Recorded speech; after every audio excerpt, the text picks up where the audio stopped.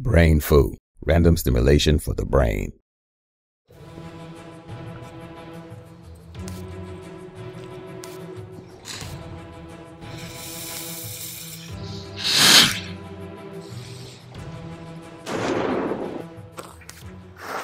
In this video, I'm going to show you how easy and cheap it is to make your own homemade coloured smoke bombs, any shape, any design.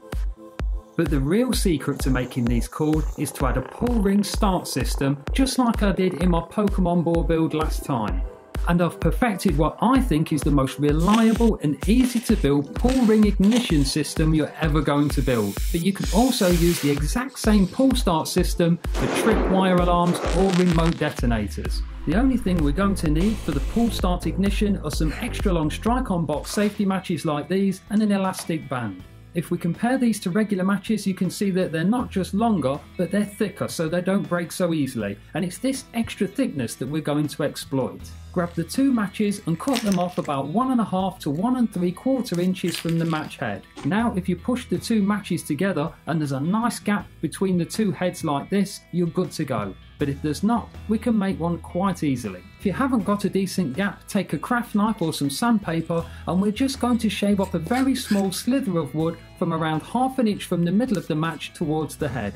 Don't worry about why, that will become very clear in a moment, but if you're using a knife, always cut away from your fingers. After we've done that, when we place them together, we've created a slight gap in the middle where the two match heads touch. Perfect.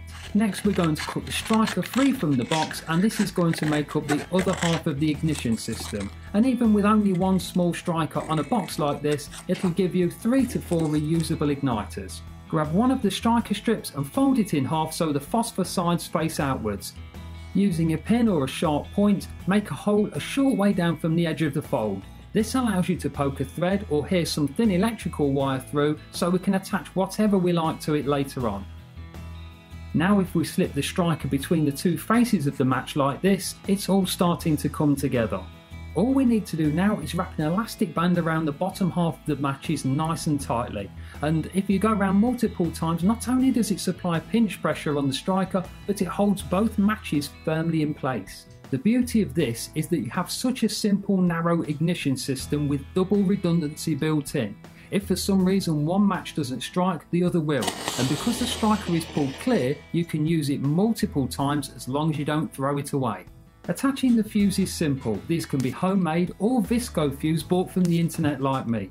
Just place them in while you're bonding the matches together at the start and you're good to go. You can even add a dot of hot glue to the head of the fuse to hold it in place if you want to.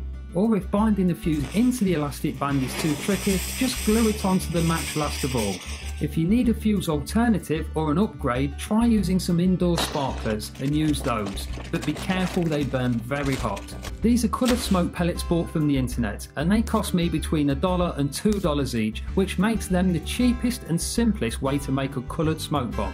To insert the fuse, I'm going to drill right through the centre of the pellet, but if you haven't got a drill, just glue the fuse to the outside instead. With that done, I'm going to poke the fuse down through the hole and wrap it around underneath.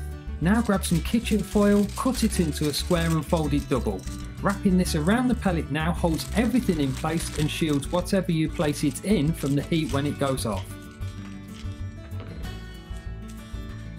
With that done, you can clamp everything in place with some tape or another elastic band ready for loading. A little bit of glue on the base now means you can load the smoke bomb into any sort of container like this vending machine ball. And there's still plenty of scope for extra pellets to increase your smoke gains if you feel the need. It's not hard at this point to figure out how to place these smoke bombs into all sorts of plastic balls and cardboard tubes. For tripwires, you can use the exact same method for the pull start igniter, but to increase reliability further, if you make a small cut just here, it allows you to fold the striker into an X shape.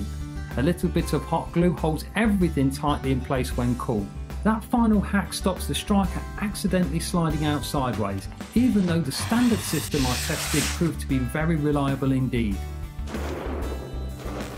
Now if you want to recycle your containers and not risk melting them, as I did with my Pokemon build, that's easy too. Take any old cardboard tube, snip it in the middle, another dot of glue will secure it from falling out. So roll it up nice and tight and secure it with a piece of strong tape. You can now place this smoke bomb inside any sort of housing you like.